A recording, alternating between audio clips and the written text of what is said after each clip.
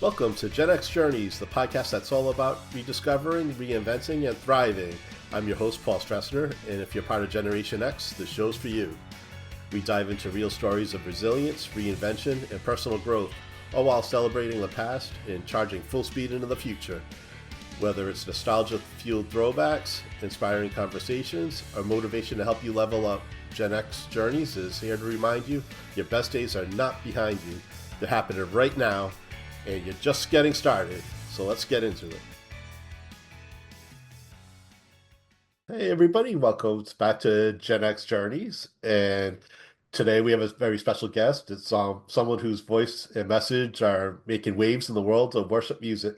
She's a worship leader, singer-songwriter, and a faith-fueled creative force whose songs are honest, raw, and rooted in God's promises. Her music invites listeners into intimate encounters with Jesus, and it's easy to see why it's resonating with so many hearts around the world. Cynthia Lok has over 15 years of experience as a worship leader and 13 years as a songwriter, and she's been nominated for multiple awards, including Adult Contemporary Song of the Year and Collaboration of the Year at the 2023 GMA Covenant Awards, Spiritual Artist of the Year at the 2024 Western Canadian Music Awards, and Song of the Year and Collaboration Song of the Year at the 2025 Canadian Selah Music Awards. Her heart for worship, transparency, and connection is undeniable, and I'm honored to have her on my show today. Please welcome Cynthia Lok. Welcome, Cynthia. Hello. Thanks for having me. Oh, yeah, I'm so happy I found you. The shows that social media pays off sometimes, and advertising does too, because I've been diving more into my faith lately, and so like I've been following a lot of Christian artists and fellow Christians and everything, and then one of your posts came scrolling across my screen, and it was you singing. It's like, oh my God, I love her voice, and then I followed you, and the rest is history. So, Yay. Now I'm here. now I Yeah. think you're gonna So be thankful. you're gonna end up on my Spotify Wrapped at the end of the year, I think. Oh, I'm so honored. Paul, I'm so honored. Thank you. So, yeah, this is a little bit different. This isn't normally like a faith-based podcast, but a lot of us in Gen X are, starting to turn to faith more, and I think a lot of people are. So, yeah, so I really wanted to touch on the subject, and yeah, I think you're a perfect person for this. So, would you like to give us like a background on? Well, I guess we'll start like a faith journey. Yeah, Yeah. totally. Yeah, I basically was like born into a Christian home. I mean, my parents went to church. They didn't really like teach me the Bible or anything like that. So it was just kind of like a religious duty that we did. We just went to church. And it was just very religious for me at like for the first like 19 years of my life. But then I met someone, not at church, but I met someone actually who's my my youth leader's brother. So I met him at school and then I was just obsessed with this person. And then basically what happened was I disconnected from basically everyone, my friends, my family. My mom was so worried about me because I just made him my entire world. Like he basically was my God. I just wanted to be with him all the time. I wanted to just get married. That was like my goal at the time. And my mom was like so worried for me. And so basically her mommy her mommy friends were encouraging her and said like don't give up, like let's pray for her. And so she prayed for me. So she prayed for me, and what happened was my boyfriend, he had to go for surgery and he had to go to his country, so he left the country.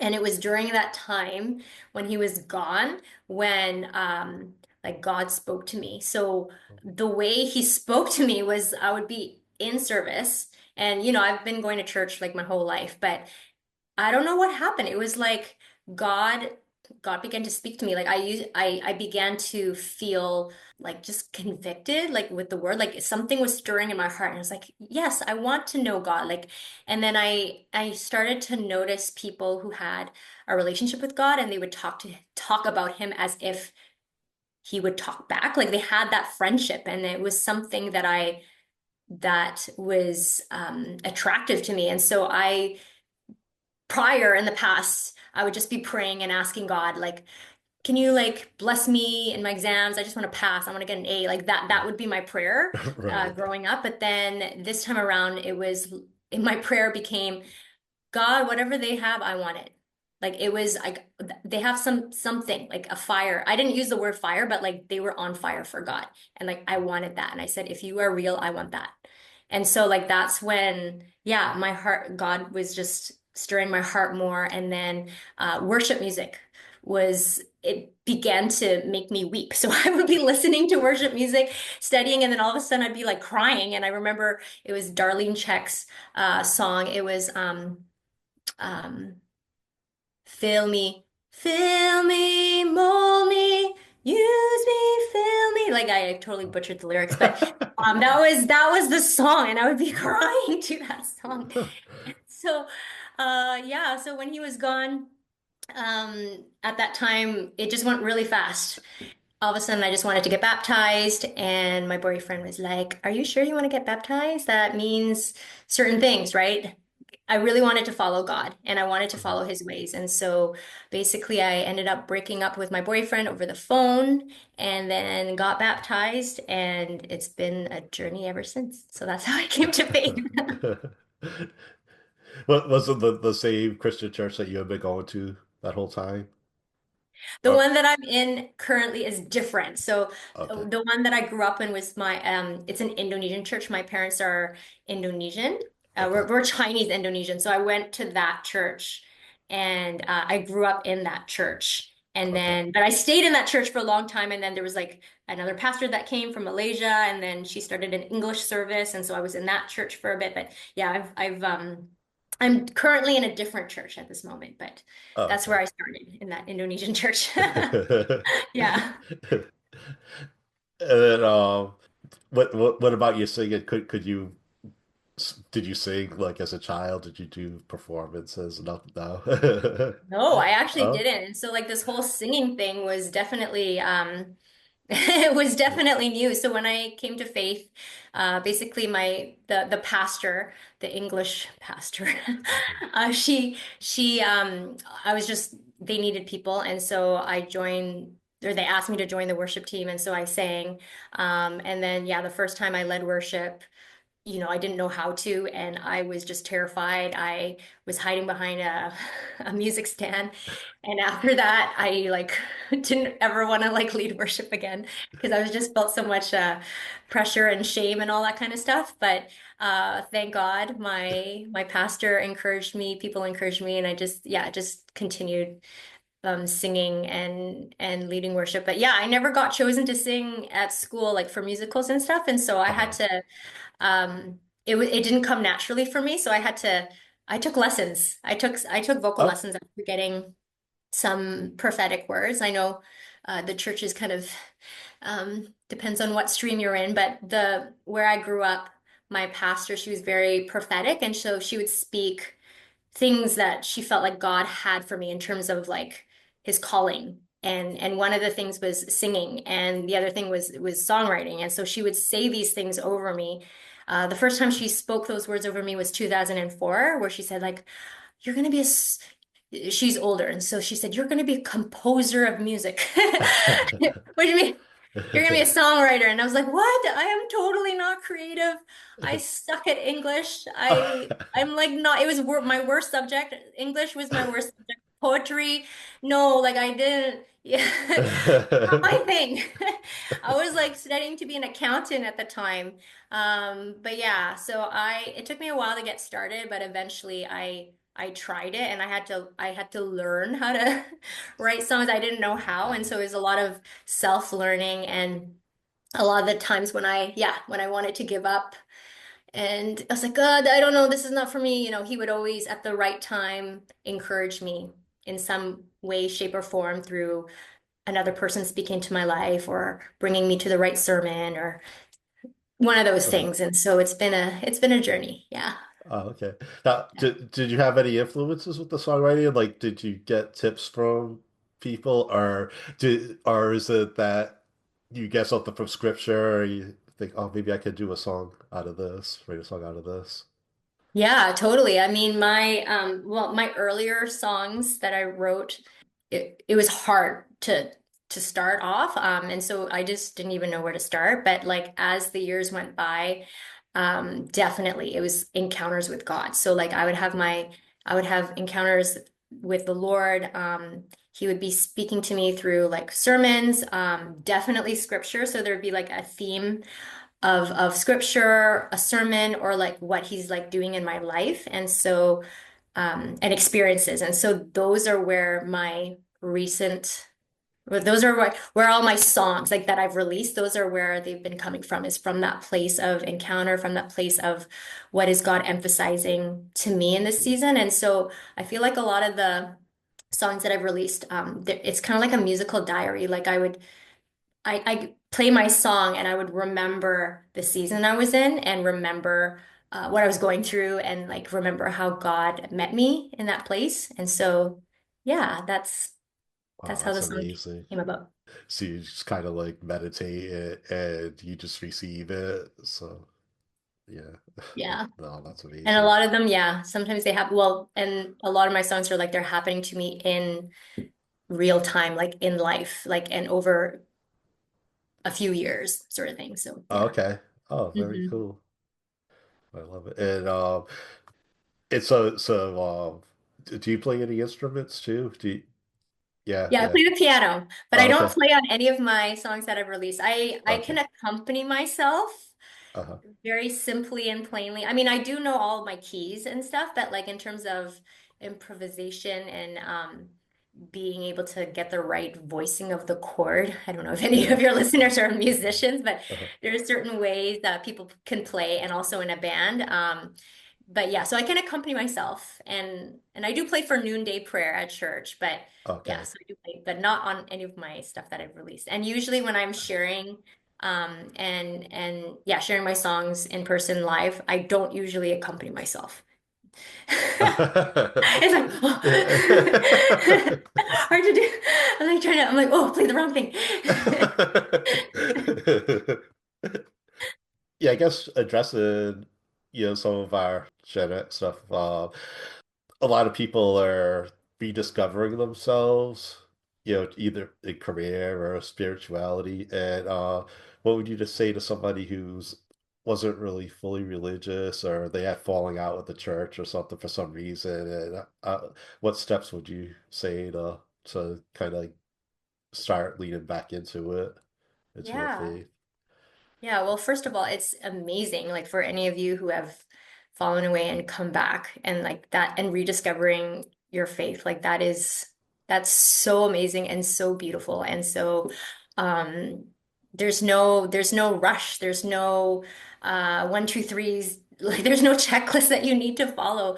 Like my greatest advice would just be to enjoy rediscovering the Lord and yeah, just enjoy his friendship and don't see it as like a religious, like, oh my goodness, like I didn't go to church or I didn't read my Bible like this morning, like, and then Uh, bad me, you know, sort of thing. yeah. Like God is not like that.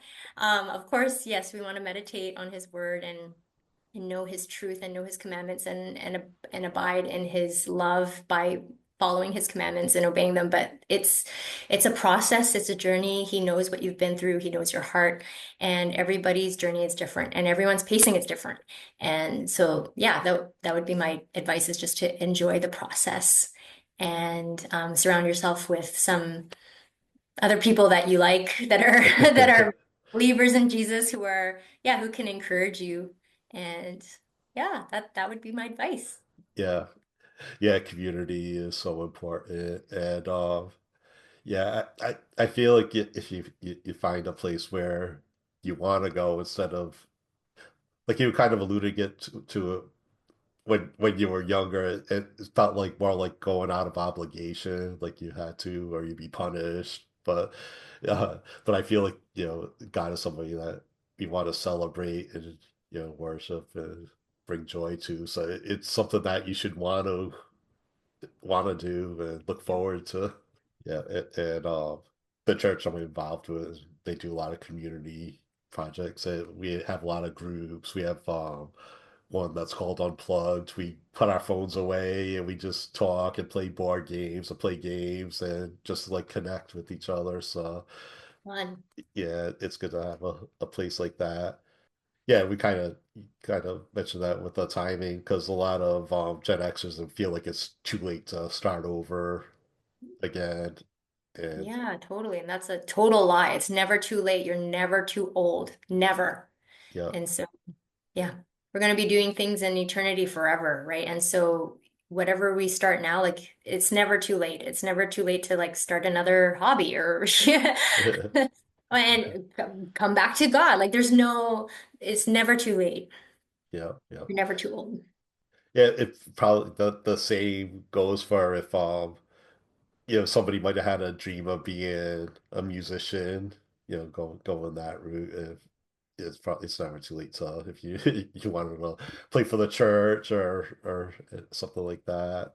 Yeah, just follow it. Like just try it. I mean, I'm like borderline Gen X. I'm just at the top of millennials, so it's like I'm like I think a lot of Gen Xers and older, like they rediscover and find new passions to pursue. And like there's nothing, it's great. Like God made you to enjoy things. And he says that he renews our youth like the eagles. And he wants, yeah, I mean, the greatest way that I picture him sometimes, because I have two kids, and one of them is a daughter, and she's into more things than my son is. And so she's into like dancing and like playing the piano and stuff. And so when I watch her dance, and when she dances and she goes for competition, like the most important thing, like what brings me joy is when I see her having fun. Like when I see her enjoying it. Like I don't want her to be doing a competition like and be feeling stressed and like, oh, I didn't get first place and like I didn't get a trophy. Like that is what I tell her is like as long as you're having fun, like that's what matters the most, right? Like if you want to aim to get a trophy, like sure, go for it. But like it's what's most important is that you're having fun. And so I feel like that's our father too. Like it doesn't matter what age we are, like we're all his children and he wants us to he put things in our heart. Like he put desires, he put dreams in there. And whether or not we have the skill for it, that's okay too, right? Like if we don't have the skill for it and we suck at it, but it gives us joy and pleasure to like, do something or like learn another instrument and like, you're not good, like that's okay. Like what's most important is that you're having fun. Yep. And you're doing it as worship and you're having fun and he just looks and he's all I can imagine him doing is smiling. Yeah, that Yeah. that reminds me of I grew up Catholic and I went to Catholic mass and the priest was wanted everybody to sing, so he said everybody to sing loud. You thank him for a great voice, and if you don't have a great voice, you can make him sorry that he gave you a bad voice.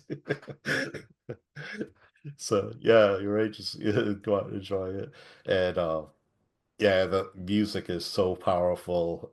Oh, I told you before. I finally I went to my first worship concert. I got to see Taya in concert, which was incredible, and I was really getting into her music, before I saw her, and then afterwards that she started to pop up in my algorithm on YouTube, and there was some people that were doing reactions to her song Oceans, and two of them, two totally different people were crying because the song literally saved their lives. Like they were might have been contemplating suicide, and then that song touched their souls. So it's just amazing the power of music. Yeah, yeah, especially this worship music. So yeah, Yeah. yeah. Yeah. Has anybody ever reached out to you and told you how much, if any of your songs hit them a certain way? Yeah. Yeah, I am really grateful for that. So I've had a lot of people come up like when I'm singing live or even when I was running those advertisements and with the people that heard my music. One person in particular, he said like literally he was just coming back to Christ. Like he was thinking about coming back to Christ and like my ad showed up and my music was playing and he told me that that was like the final push to like to come back to Jesus, and he's getting baptized this Sunday. And Oh, so, wow. I'm so honored. I'm so thankful that like God, yeah, that I was able to partner with the Lord, and that God used my music to bring him back to him. So that's one person. And yeah, I've had so many people come up and share like when I've been sharing my songs and stories, like how they felt like God was speaking to them directly, like they were going through something or they were thinking about something, and like my story and my song like really spoke to them. And so, yeah, I'm just really thankful that I get to be a part of those moments in people's lives and to be a part of their life in that way. So, yeah, I am I'm really grateful. I'm so grateful. Oh, that's Yeah. amazing. Oh, thank you for sharing that. Yes. Yeah, even me finding you, that I just felt so touched, and it just proves that I feel like I'm coming into alignment, and then yeah, you kind of helped to solidify that. So thank you for that. Yeah, and I love all, and then I don't know if you want to touch on any of the songs, like The Breaker was incredible. Was that your breakout hit? Well, yeah, I think Appropriately named. Breaker, I know. Yeah, actually, the Take Courage was the first one that hit Canadian. So I'm Uh, trying to hit Canadian radio stations. So we actually don't have one in BC, but in oh, Canada, that was the first one to kind of hit. But the reason why that one hit was because of the GMA Covenant Awards. And so okay. I went in person for the first time and met a lot of people from the Canadian Christian music industry, and so I had the chance to share my song live. It was a different song though. I sang My Home. So I sang My Home and they really Uh, liked that one. And then that's how the relationship started. And then Take Courage was the first one to hit the radio charts, like the top 30 for Canada, just for uh, Canada. But still Canada. It's yeah, still, still. I'm very thankful. So thankful. And then The Breaker is actually an older song. So that one I released it in 2020.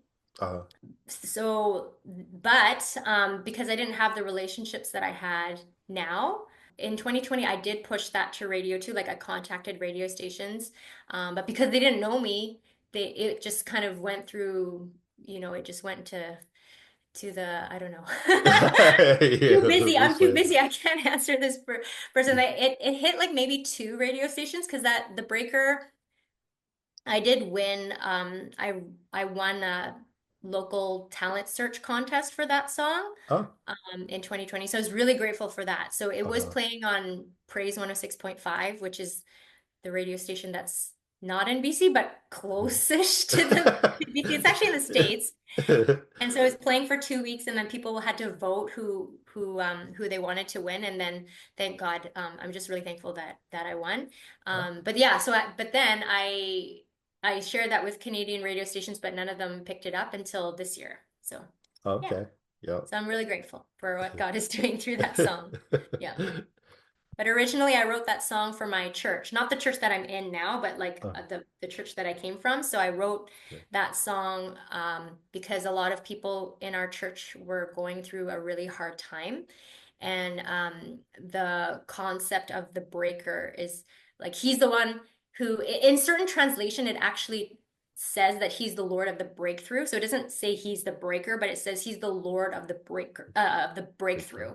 And Okay. so the concept with that is that, but in scripture it does talk about how like God, he can like rip open prison gates. He makes a way when there is no way, right? Like he can make streams flow in the desert, right? And so that's like the concept of the breaker. Like he makes a way when there is no way. And so it was kind of where when I was writing that song, I wanted that song to be like a prophetic declaration. Like sometimes in life we don't see it happen, like we don't see that situation turning around, but like when the breaker, like when Jesus reveals himself as the breaker, that when there is no way, he makes a way, Makes and sense. what's impossible becomes possible. And so when I sang that at my previous church, my pastor actually, she was going through something and it was like dead end situation for like 3 months.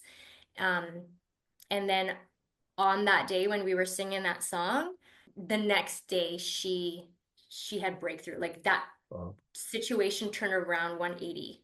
So it was like, no way, no way, no way. And then like after we sang that song at church, like the next day that situation flipped. Wow. Um, so yeah, so I'm just really Yeah. grateful for that. And Yeah. yeah. That's so powerful. Yeah. Yeah. And yeah, I've been hooked on Throw My Crowns lately. That's like sticking in my head. I love that one. That's a powerful one too. Oh. Yeah. Yeah, so I think I might have mentioned to you, like, if you ever release vinyl, I'm all over it because I love every single one of your songs. So I'm very picky with my vinyl because you don't like skip songs on those, so that every song has to be good. So yeah, I'm in if you release vinyl. Thanks, Paul. I know. I think I mentioned to you. There's someone at another church. He found me on socials, and then he was like, "Hey, he has a heart to like start his own label, and he just wanted to make me vinyl for free." So I'm like, so he's gonna put up all the costs and just make it. Yeah, But I haven't received it yet. So he's doing that, and then when it sells, like he'll get majority portion because he like put in all the the right. finances Yeah. for that. But then I didn't have to put anything up front. So I will let you know if, when I Yeah. get that. But yeah, I'm thankful Definitely. for that person who just wanted to do that for me because I wouldn't have done it. I wouldn't have done the vinyl, even with CDs. I had a couple people like when I was running my advertisements, they wanted CDs, and I'm like, I have no CDs, so I made them myself. So I Uh-huh. did a couple, like I did a small batch, and then I got like the stickers printed and all that kind of stuff, and then I burned the CD because so I burned it myself, and then I sent it off. So I did a couple of I Wow, made the it's CD worth myself. even more because it's personalized. Yeah. It burned it like I'm like putting the sticker and I'm like, oh no, it's crooked. And like, oh no, I put it on wrong. And it was like, I'm sorry. It's not like, because like, when you get a lot done, like it's cheaper for sure. But like if I have Right. 100, that's a lot. And like I'm Yeah. gonna be stuck with like a lot. And I haven't been able to, I'm not at the place yet where, those things are just disappearing off my shelf. Right. Yeah. So, so I'm like, I'll just do a few. But yeah, if you get like 100 done at the same time, then it's like properly printed and then it's like printed on the actual CD and it looks nicer and all that. Yeah. Yeah. But when you're an indie artist, you have to save costs. You got to think, yeah, you got to think like it is a business too, or else it'll be like Oh, negative, negative, definitely. negative. So Oh, yeah, definitely. Yeah. Yes, I'm actually working on my first book, writing a book, and yeah, so it's very similar with the writing and authors and musicians, with especially with the independent people. yeah. So would you like to tell people where they can reach you, find you, Yeah, your totally. I music? would Yeah. love to connect with any of you who would want to connect with me. I'm very, very happy. I respond to all my messages, all my emails, etc. So you can contact me at cynthialockmusic.com. That's my website. You can join my email community. It'd be join.cynthialockmusic.com. So it's CYNTHIALOK music. And so if you just type that in anywhere, like socials, Instagram, Facebook, it's the same handle. It's at Cynthia Lok Music. My music's out on Spotify, iTunes, Amazon, YouTube, all the platforms it's out there. So yeah, I would love to connect with you, hear from you, get to know you. Yeah, Yeah, and I can't recommend you highly enough too. So yeah, I'll definitely be helping you out there too, because thank you, yeah, I Paul. love everything you're doing. So your beautiful voice, beautiful music, it's so powerful. So yeah, thank you. And thank you so I'm so much honored. for joining me on here. I'm honored. I'm honored. Yeah, thank you so much, Paul. Yeah, again, I'm so grateful for you. Thank you for your support. Thanks for being a part of my community. And yeah, thank you for having me on your podcast. You're welcome. This is a blast. Thank you so much. And remember, Be excellent to each other. And party on, dudes!